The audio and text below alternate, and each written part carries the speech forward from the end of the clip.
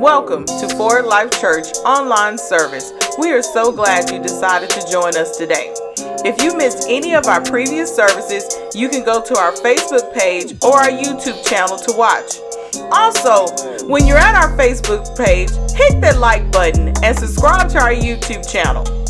Pastor Reko will continue the series Mixtape. Once again, thanks for joining us.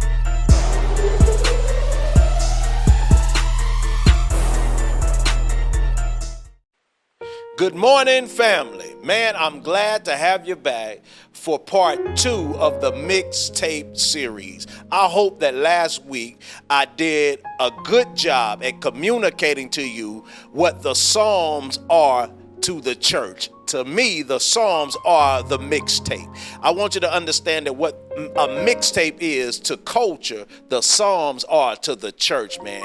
We laid down some foundational things last week, and I really hope that you got the message. If you didn't hear last week's message, feel free to go back and listen to it and get caught up to speed with a message called My Debut Single.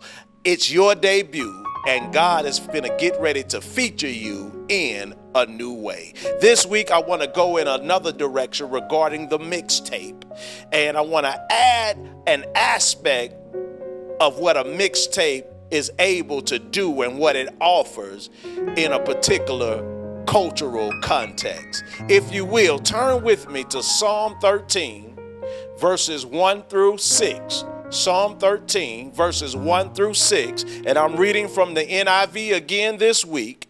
And this week, I want to give you what we talked about last week, the superscript. We talked about the superscript last week, that the superscript describes the psalm, what's in the psalm, who wrote the psalm, the type of music that goes along with the psalm is explained in the superscript. This week, this particular passage of psalm, or this particular psalm, has a superscript, and I'm going to read the superscript to you, and then we'll get into the text. The superscript says, "For the director of music, a psalm of David." Verse 1 says, "How long, Lord, will you forget me? Forever? How long will you hide your face from me? How long must I wrestle with my thoughts and day after day have sorrow in my heart? How long will my enemy triumph over me? Look on me and answer, Lord my God. Give light to my eyes, or I will sleep in death. And my enemy will say, I have overcome him, and my foes will rejoice when I fall. Watch this. But I will trust in your unfailing love. My heart rejoices in your salvation. I will sing the Lord's praise, for he has been good to me. I want to take my thought from these words. Watch this. How long, Lord, will you forget me?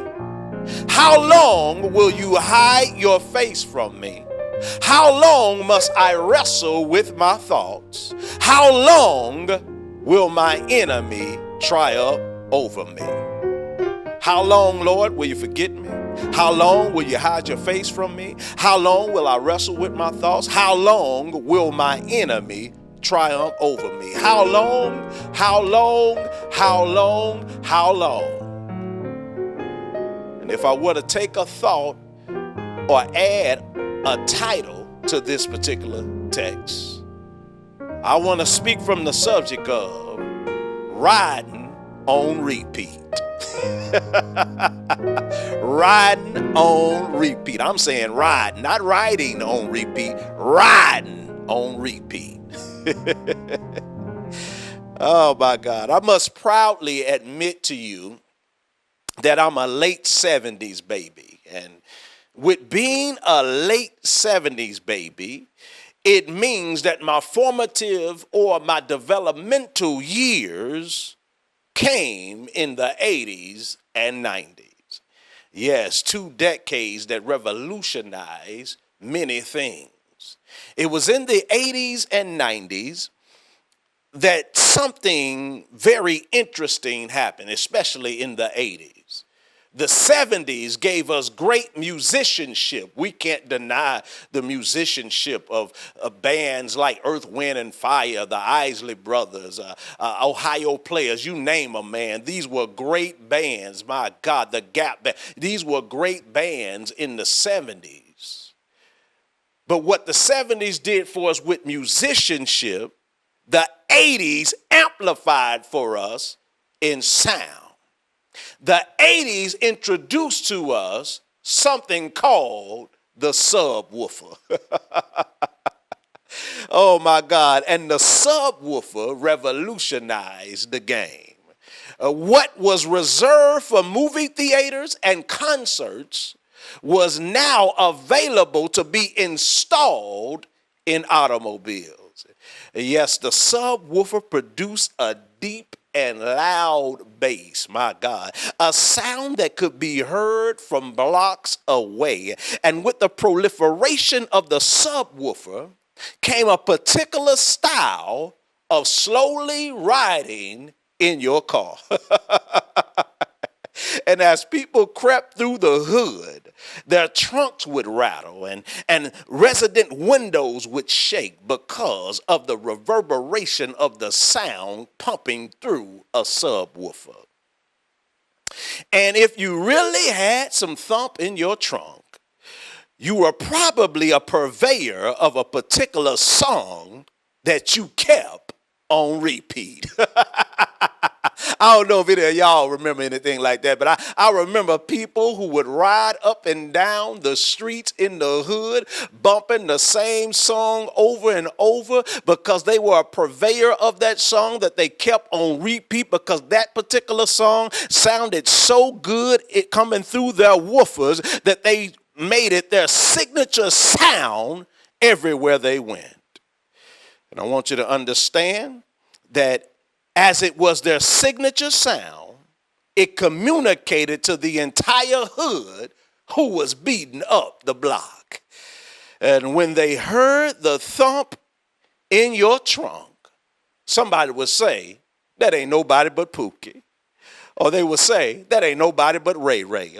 They would say, that ain't nobody but Little Melvin. I can hear Little Melvin coming up the block from a mile away because they know it was your signature song. It was your song that you kept on repeating, and it was your sound that sent a sound throughout the neighborhood, letting people know that you were coming up the block.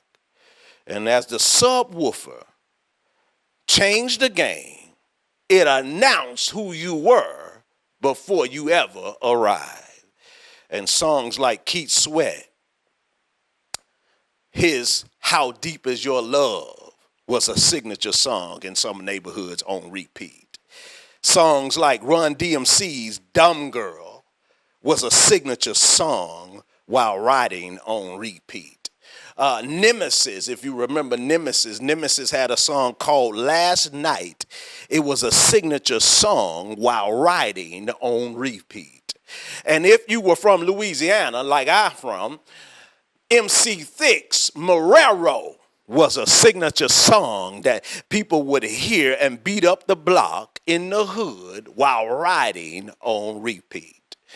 The subwoofer made you feel the bass, and you could feel it all in your chest. You could feel it ruminating all throughout your body. It was an attention grabber that no matter where you went, for however long and whatever length of time, you had everyone's attention in that moment. And riding on repeat was cool. But what do you do when you're not the person in control of the music? How do you handle when you're a passenger in someone else's ride? What do you do when you don't like what's on the radio? Oh my God. What do you do? Do you change the radio? Do you complain about the sound? Do you make a complaint to the person who's in charge of the sound because you know that there's an unwritten rule in some particular cultural context that if it's not your car, you don't get to touch the radio without permission? Do you take the risk to change the sound? Do you run the risk to reach over there and get your hand slapped? Do you run the risk of getting put out of the car? Do you run the risk of never being able to ride with a person again because you complain about the sound? So what do you do when you're riding on repeat and you're not the person in control of the music? Do you endure it until the ride is over, or do you adapt until you become one with the sound?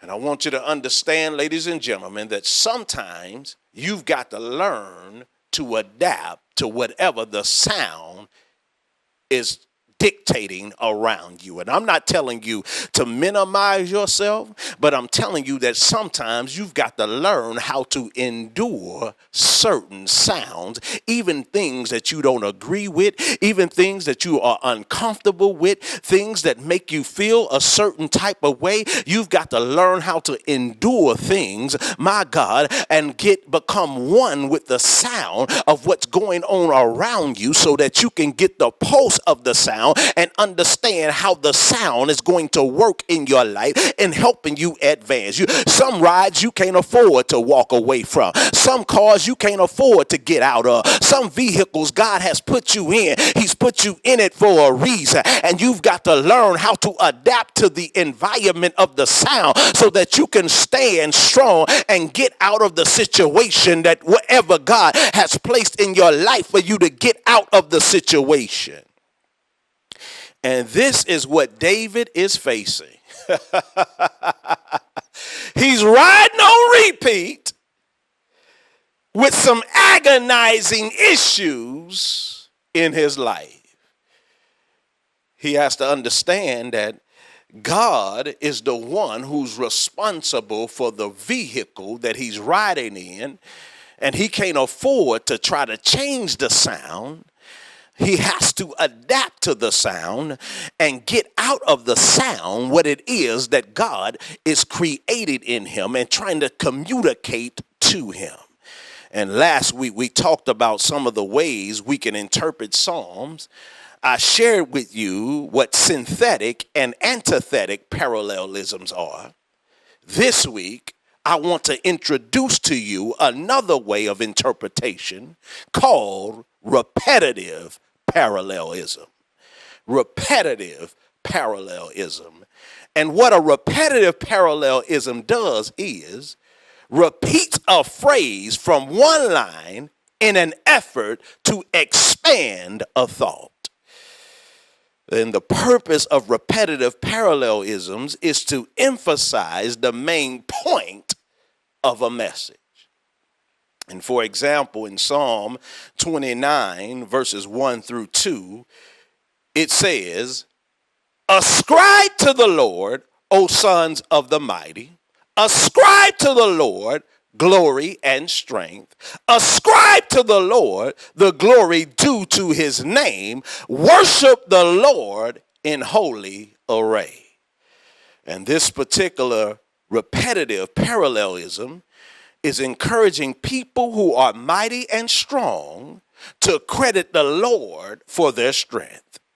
However, rather than just saying give God credit, the psalmist expands the thought by pointing out to the mighty all of the areas that they owe God credit for. And basically what he's saying is, you're mighty because of God, you have strength because of God, and you have glory because of God. The repetitive parallelism keeps the object congruent with the subject. Did you hear what I said? The repetitive parallelism keeps the object congruent with the subject. In other words, for example, if it wasn't for the Lord, subject, you wouldn't have any might, glory, or strength, object.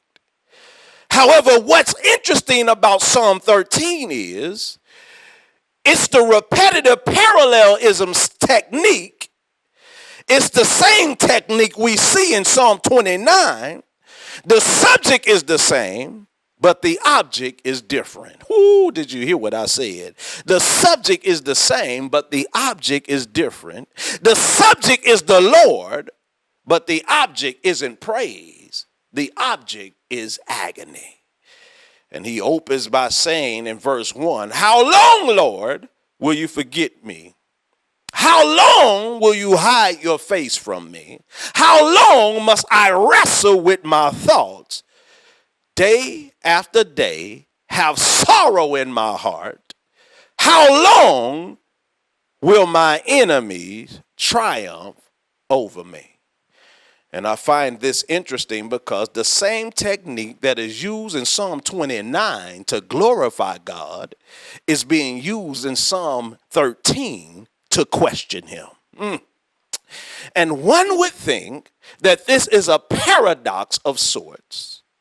However, one thing we can learn from the psalmist is no matter what situation we're in, don't change the subject. Ooh, did you hear what I said? No matter what situation we're in, don't change the subject. In other words, the Lord is the subject of your praise. If he's the subject of your praise, he's good. If he's the subject of your praise, he's God enough to be the subject of your answer to your problem. Did you hear what I said? Let me say that again. If God is the subject of your praise, he's God enough to be the subject for the answer to your problem. In other words, God told me to tell you, if you want your answer, don't change the subject. Oh, put that in the comments. Put that in the chat. If you want your answer, don't change the subject. Oh my God, if you brought me through this, oh my God, you'll bring me through that.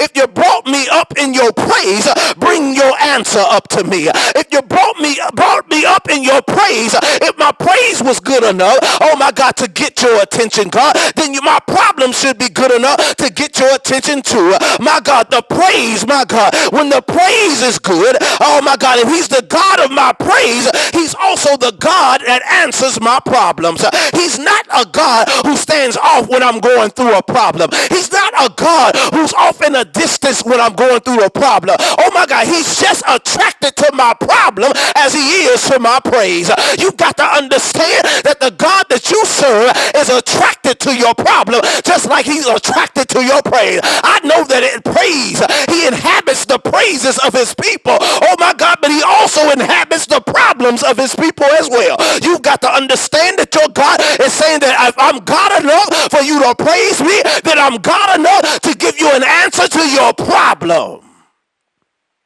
And he can handle the good and the bad.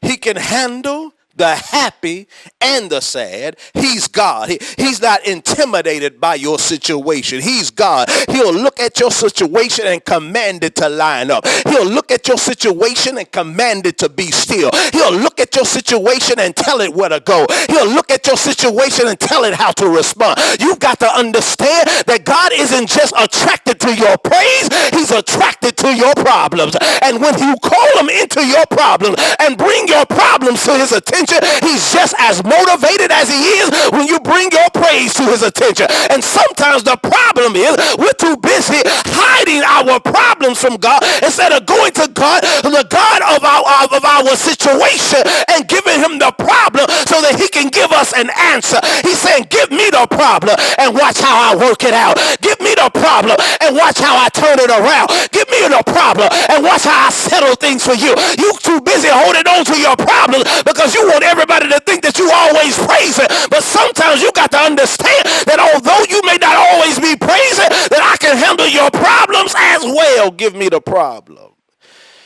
And if you make your problem the subject, you'll always be in search of a solution.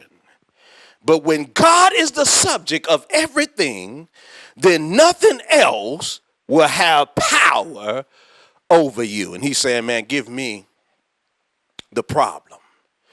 Don't just give me praise, give me your problem. Oh my God, I felt that right there.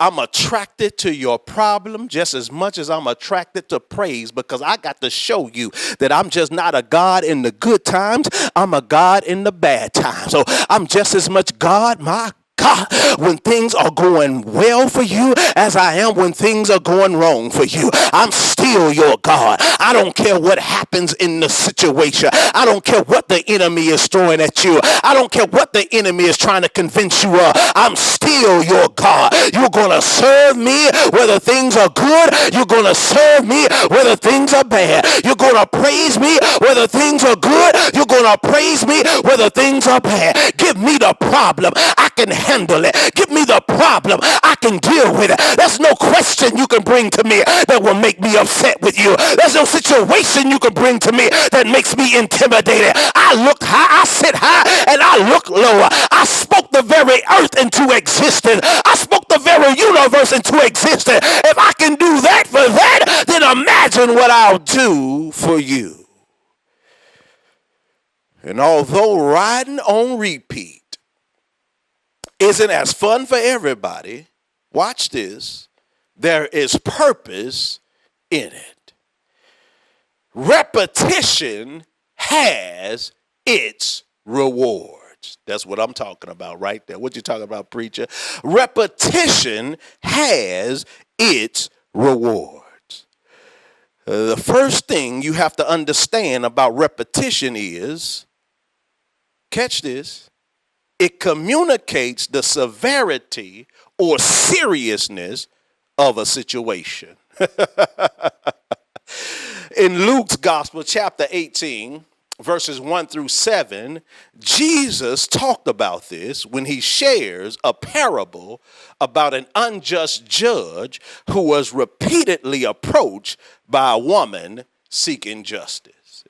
The text says, in a certain town, there was a judge who neither feared God nor cared what people thought. And there was a widow in that town who kept coming to him with the plea, grant me justice against my adversary. For some time he refused, but finally he said to himself, even though I don't fear God or care what other people think, yet because this widow has bothered me, I will see that she gets justice so that she won't eventually come and attack me. And the text go on to say, and the Lord said, meaning Jesus, listen to what the unjust judge says. And will not God bring about justice for his chosen ones who cry out to him day and night? You see, what repetition does is it let God know how serious you are about what you need him to do in your life. And can I tell you something and still be your friend? The reason why some things haven't unfolded towards you, the reason why some things haven't opened up to you is because you're not putting the reps behind your request. You're just asking God to do something, but you're not putting in the work to get it done. And anybody knows who's in the fitness arena knows that no matter what you do, you will never see results if you don't do more reps. Did you hear what I said? Anybody in the fitness arena knows that no matter what you do, you will never see results if you refuse to do more reps. And some of us aren't repetitive enough in the action required to produce results. We'll start off good for a little while and then we'll find something else to do. We'll show up one week and disappear for 3. We'll promote our business one day and won't promote it again for 90 days. We'll show up for one session and won't come back for the other 20 sessions. It's our lack of repetition that keeps us from seeing the results. And this is why people don't believe in you. This is why people don't take you seriously. You're too up and down. You're too in and out. You're too wishy-washy. You're too flip-floppy. This is why people can't take you serious in what you're saying you're going to do. You allow the vicissitudes of life to dictate whether or not you're going to show up. However, the moment that you decide to show up, whether they approve you or not, the moment that you decide to show up, whether they believe in you or not, the moment that you decide to show up, whether you want to or not, is the moment your breakthrough will break forth. And if you want a breakthrough in this season, you've got to learn how to show up irrespective of the situation. You've got to learn how to show up regardless of what happened this week. You've got to learn how to stand firm, and you've got to learn how to make up your mind that you're going to show up. Because if you show up, no matter what, if you show up, at least they'll take you seriously this time. If you show up, you'll know I mean business. If I show up, I'm communicating that I'm ready for a change. If I show up, I'm telling you that I'm here to stay. If I show up, I'm telling you that I won't waste your time. If I show up, I'm telling you that I'm in it to win it. If I show up, I'm telling you that there's no quitting me. If I show up, I'm telling you that I'm bold. If I show up, I'm telling you that I'm daring. If I show up, I'm telling you that I'm serious. And there's no reason for you to put me on the back burner because I've shown up. And you've got to understand that there is something powerfully communicated through repetitions. Now, I might have to wait for my answer, but I'm not tired yet. I might seem down for a minute, but I'm not out yet. I might be a little sore, but I'm still developing muscle. I'm still putting some muscle on my frame. I'm still working, my God, the reps. And what God is saying is that in this season, the reason why you're experiencing pressure on the level that you're experiencing pressure is because you need to get ready for more reps. God is saying you need more reps. When you get more reps, you'll get stronger. When you get more reps, you'll you'll become more determined. When you get more reps, you'll become more focused. When you get more pressure on you, you'll learn how to produce. When you get more weight on you, you'll learn how to last. Wait on the Lord and be of good courage, and he shall strengthen your heart. Wait, I say, on the Lord. The Lord is saying, I ain't coming up off of you. I'm going to put more pressure on you. I'm going to put more weight on you. I'm going to put more strain on you. I'm going to put more challenge on you. I'm going to set you up to be prepared to handle more reps. And the reason why some of y'all are falling off is because you ain't been handling your reps in the dark. No, you don't get reps in the light, baby. You get reps when ain't nobody looking. You get your reps in when ain't nobody paying attention. You get your reps in when people are ignoring you. You get your reps in when don't nobody know your name. You get your reps in during seasons of obscurity so that when God shines light on you, you can handle the pressure of where he's placed you. Whoo. Oh my God, you want to faint already? It's because you ain't getting your reps in. And what the psalmist is teaching us is the importance of repetition communicates that you're serious about what you want. This particular psalmist communicates in such a way that he helps you to understand that the reps matter. And for the sake of this psalm, another thing repetition does is helps us to feel the music. Remember, this isn't just a prayer, it's a song. And one thing we have to understand about music is it's art. It's not just something we listen to, it's something we imbibe. Yes, we have to have a deep appreciation for what the songwriter is saying. And in order to have a deep appreciation, I need you to hear me, you have to soak in the sound. And there's no better way to get us soaked in what David is saying than repetition. How long will you forget me? How long will you hide your face? How long must I wrestle with my thoughts? How long will my enemy triumph over me? And all of this repetition creates a dramatic theme that instantly draws the listener into the sound of the music. You can feel his agony in the sound. You can feel his anguish in the sound. You can feel his despair in the sound. The subwoofer of his situation is having a neurotic effect on him. And he wants those who will listen to his music to feel what he's feeling. And I don't blame him. If I wrote a song, I would want my listeners to feel what I have to say. It's just like preaching to me. There's nothing worse than listening to a song or a sermon you can't feel. I remember some time ago somebody handed me a script and wanted me to read it and said, now don't do it that way, do it that way. I told her I can't do it that way because I didn't write it.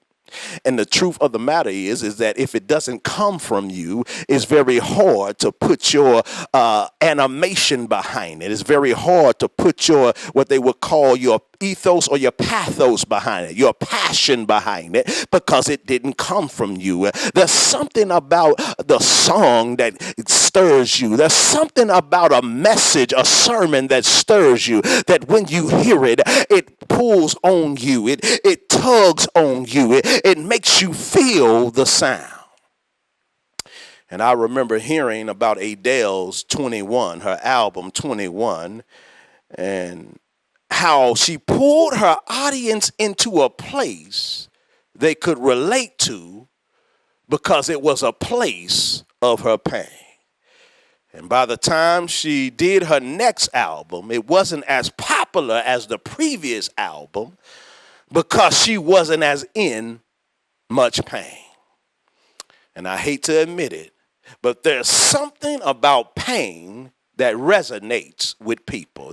There's something about pain that causes people to come together. Now, I'm not saying that you need to get with everybody through the pain of dysfunction, but there's something about pain that people can relate to. There's something about pain that all of us can draw from. There's something about pain and agony and anguish that causes people to be pulled into a story. And from my opinion, David does a great job at this. Studies support that music does have a physical effect on the human body. Good music can stimulate mental health, reduce cortisol levels, while increasing serotonin and endorphins, whereas negative music disrupts emotional regularity.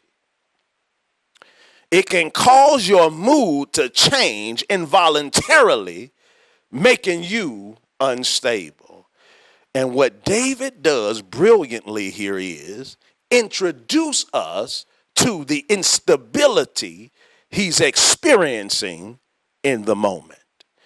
And can I tell you, the negative emotions you are experiencing are due to repetitive sounds you've been hearing within yourself. Notice that he says, how long must my thoughts be within me? He's having a moment where he's hearing his own thoughts. His own thoughts are reverberating within him, causing him to experience a level of agony. And this agony is repetitive in his spirit. This agony is repetitive on his mind. This agony is constantly being played before his eyes. Oh my God, he can't even rest. He can't even find, my God, any type of solace anywhere. Why? Because he's constantly dealing with this agony. And we have to understand that if you keep repeating how you can't make it, if you keep repeating how things are going wrong for you, if you keep repeating how life won't get any better, you're feeling the music the wrong way. And you're going to feel the music in a way that will cause you to involuntarily surrender your faith, involuntarily surrender your belief, and involuntarily surrender your hope.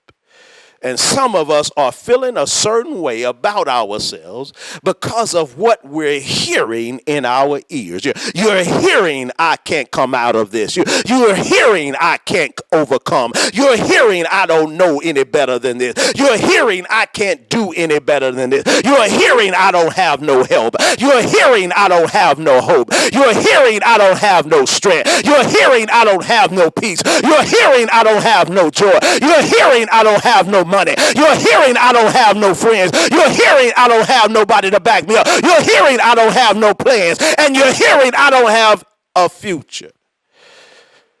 And this repetitive sound that you're creating within yourself is controlling your mood and making you unstable. It's making you believe that you're unable to stop reliving things that you've outgrown. It's keeping you on a reel of emotions that are not good for where God is taking you. And David brilliantly walks us through his emotions because he wants us to see how to work through negative emotions to reach a point of catharsis. And he does it like this. The text says in verse 3, Look on me and answer, Lord, my God. Give light to my eyes, or I will sleep in death. And my enemy will say, I have overcome him, and my foes will rejoice when I fall. This is brilliant to me because he's communicating, Lord, if you don't give me a revelation for my situation, the enemies who know that I trust you will have a reason to rejoice over my demise.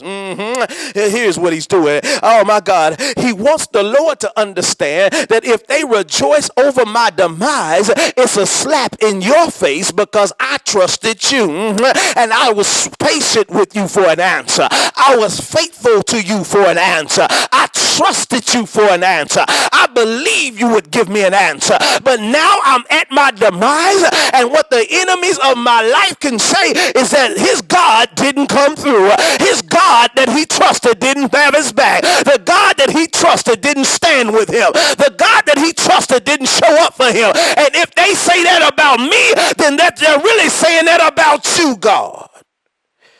And you've got to understand that if you want to get God to move, just remind him how you trusted him in the face of your enemies. Just remind him of how you trusted him in the face of adversary. Just remind him of how you trusted him when nobody else would. Just remind him of how you trusted him when people said you were crazy. Just remind him of how you trusted him when people laughed at your faith. Just remind him of how you trusted him when people mocked your position in him. When people didn't believe that you could stand under that kind of pressure. When people believed that you wouldn't make it. When people believed that you wouldn't come out. When people believed that it was over for you, but you still trusted God. If you want to see God move, remind him of how you trusted him in the face of adversarial circumstances. And Lord, watch this. I'm trusting you, and if you don't bring me out, then they're going to rejoice not over what I did, but they're going to rejoice over what you didn't do. Oh, my God. And this psalmist is saying, I've been bragging on you. I've been telling folk what you're going to do. I've been claiming what you're going to do. So now that it's time to do it, I need to remind you that I upheld your standard when other people didn't believe. And so what David did was, instead of bemoaning his situation, he turned his sorrow into a song. Text says, verse 5, but I trust in your unfailing love. My heart rejoices in your salvation. Watch this. I will sing to the Lord praise, for he has been good to me. David is like, I'm going to make something out of this no matter what. I'm going to turn my sorrow into a song. I'm going to sing praises unto the Lord. Lord, until you bring me out, my God, I'm going to dance in my enemy's face. Until you bring me out, I'm going to trust you no matter what. No matter what comes, no matter what goes, I'm gonna trust in the name of the Lord. I just feel like preaching a little bit, y'all. Don't mind me, it's been a while. Oh Lord, I'm gonna dance a new dance. I'm gonna sing a new song. I'm gonna say it in a new way until the Lord bring me out. Trust in the Lord and be of good courage, and he shall strengthen your heart. You've got to learn how to trust the Lord in the midst of adversity. You've got to learn how to trust the Lord in the midst of critical circumstances. You've got to learn how to trust the Lord regardless of what's going on. Trust in the Lord and let him change change your song. I might be riding on repeat, but I'm going to learn how to make a song out of my sorrow. I may not like the sound at first, but now the sound is music in my ears. Why? Because I'm learning how to trust.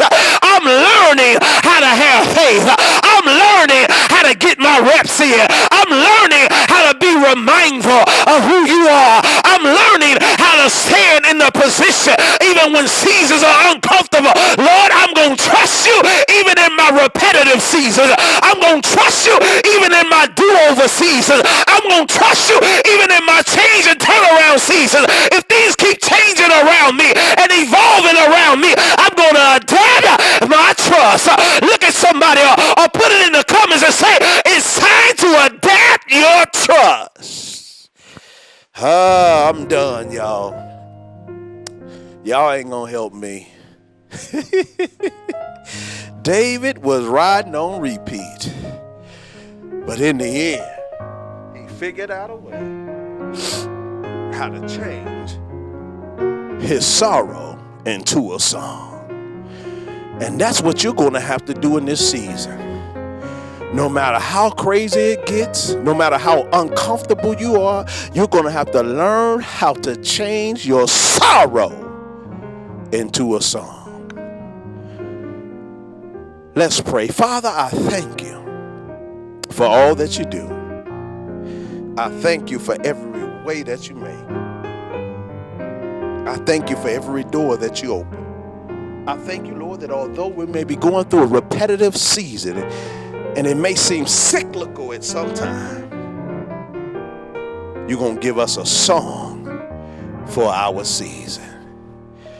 And I'm thankful, Father, that you are God, that you are faithful, that you are consistent, that you are able to present us, keep us from stumbling and present us faultless on that day. In Jesus' name we pray. Amen. Before I let you go, if you've never sown a seed into Forward Life Church, I want to give you the opportunity to sow a seed. We're good ground. We're in the process of trying to get some things done, but we need your help and your financial support. If this ministry in any way has blessed you, sow back into the ground that you receive. See you next week.